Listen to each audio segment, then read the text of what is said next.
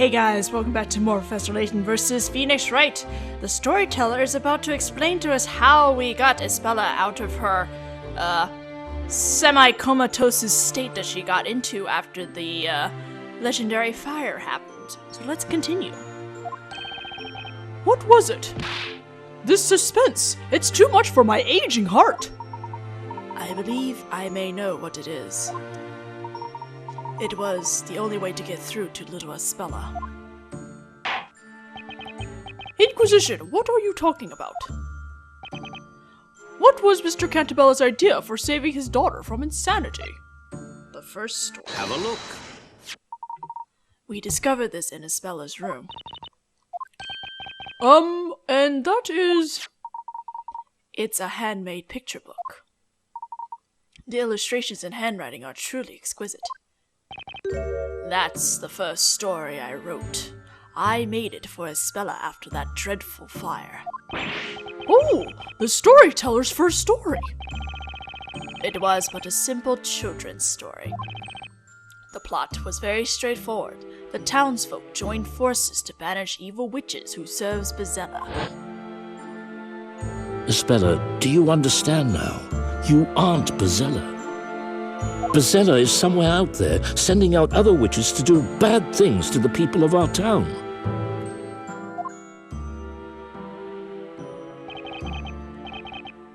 Witches, magic, the town perishing in flames. Isabella was mentally broken, and I couldn't get through to her any other way.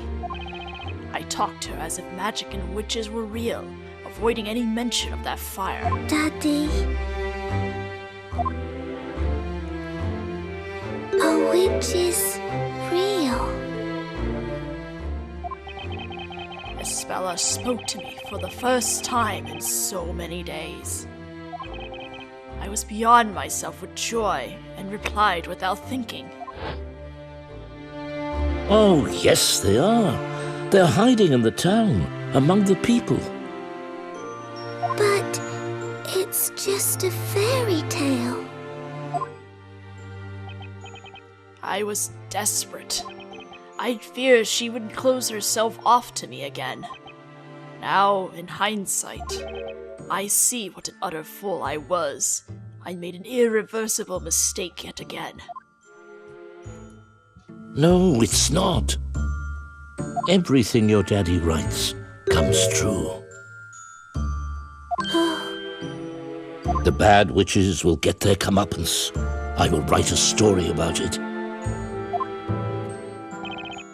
And so, I wrote another story for my daughter. A story about mischievous witches getting caught. This time, I had the story acted out in front of Isabella. You had it acted out? Back then, I wasn't the only one tormenting myself over the mental state of my daughter. Newton was going through hell too. His own daughter had been badly scarred by the event. Isn't that right, Eve? My father and I repaired a building that had survived the fire and continued to live in this town. Isabella wasn't even able to leave her room. We couldn't leave her behind when she needed all the help she could get. Mr. Cantabella showed us this book one day. Then, he made an unusual request of us. I'd like to make this story real. Would you be willing to help me do so?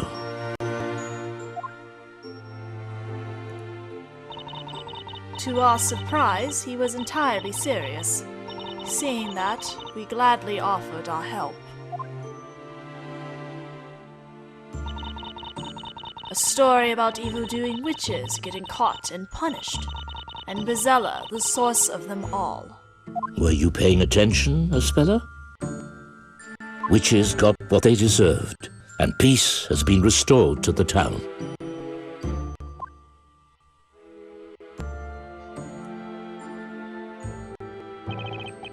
Isabella smiled at the end. Then she'd whispered to herself. It wasn't me.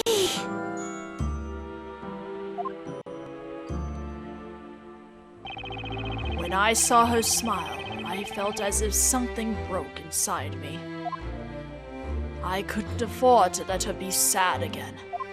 Maybe if Bezella were to exist in this town, Espella would stop thinking she herself harbored the Great Witch. I continued writing stories about witches. Even I would act them out for Espella.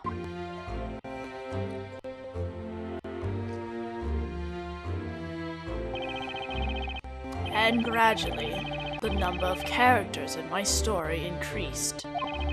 That was, of course, largely due to the ongoing reconstruction of the town. How much reconstruction?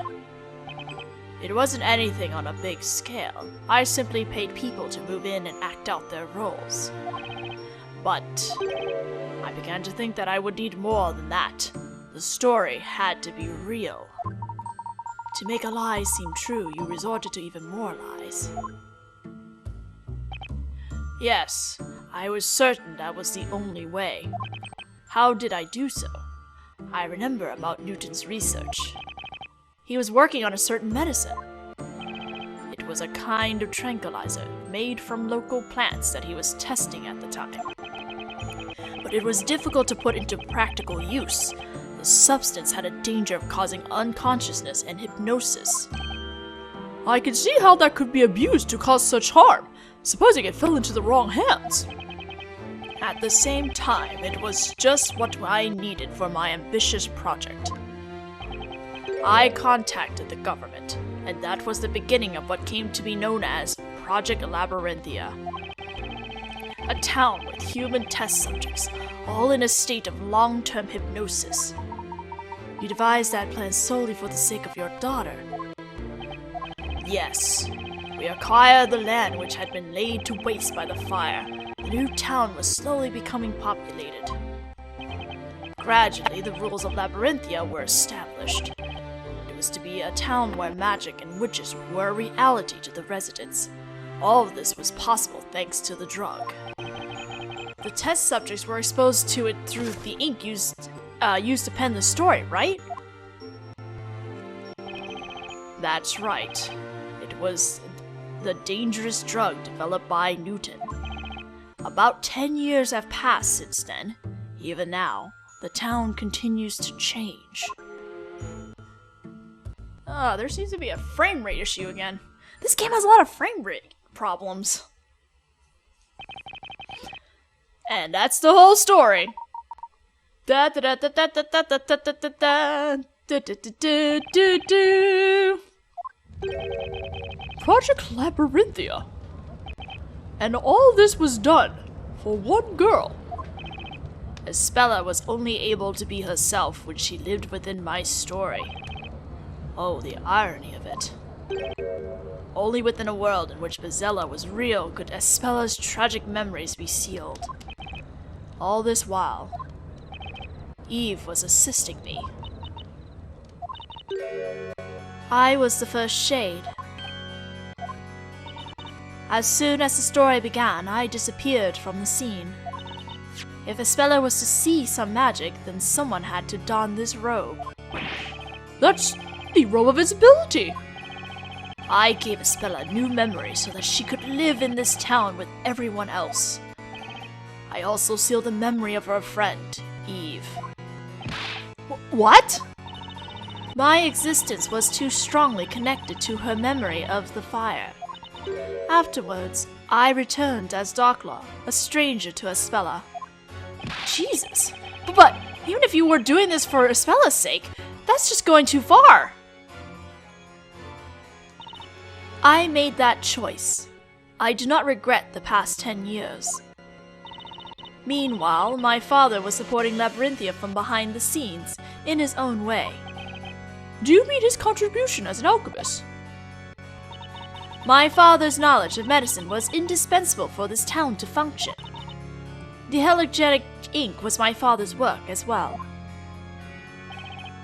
So it was. Newton and Eve sacrificed more than anyone else for the sake of Espella and this town. I will be forever indebted to them. We wanted to save Espella, just like you. But then, there's still something I don't understand. Why were you trying to destroy this fake world? In the end, you chose to betray Espella and Mr. Cantabella. Oh, but I've told you already, have I not? It was your revenge against Mr. Cantabella for choosing to end the story, correct? I wonder whether that was the true reason. Professor? Would Miss Belduc really betray them merely because she did not want the story to end? I dare say there was another, considerably more important reason. She had another reason? No need to frown in dismay, Mr. Wright. Please leave this to me. Well then, let's hear what the Inquisition has to say. What other reason led the witness to betray Mr. Cantabella? Well, gee, I don't know, maybe this suicide note. This letter was Miss Belduc's real motive. What is this? I think I've seen it before. That's the letter written by Mr. Belduc for Mr. Cantabella. It's also Mr. Belduc's suicide note. My dear friend, I hope you can forgive me for leaving this world of my own will. What I have done cannot be forgiven. I can never escape from it. Something was tormenting Mr. Belduc. It became too much for him to bear and drove him to suicide. Oh my god, this soundtrack. These past 10 years, I thought Father was glad to be helping Cantabella. But little did I know, he was suffering terrible anguish all that time. Cantabella twisted the lives of so many people for the sake of his daughter. Was the story not but a glorified lie, stripping so many of what little happiness they had? All those years, Father was racked by a crushing sense of guilt. His agony culminated in the incident of 3 months ago. Mr. Belduc's death.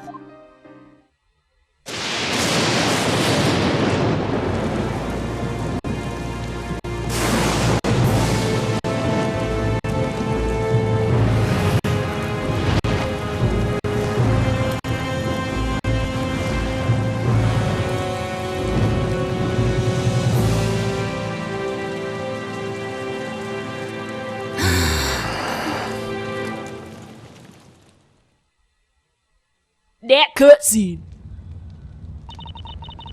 Before Labyrinthia was created, certain things had to be concealed in order to seal Espella's memories. Had she seen them, she would have remembered. They were simply too dangerous to her. One of them was me. Espella's friend Eve had to be reborn as a shade and disappear into the forest. The next thing was the bell tower. I see. Had she seen it, it would have been certain to stir up those traumatic memories. Memories of the legendary fire. The only way to prevent that was to erase the bell tower from Labyrinthia.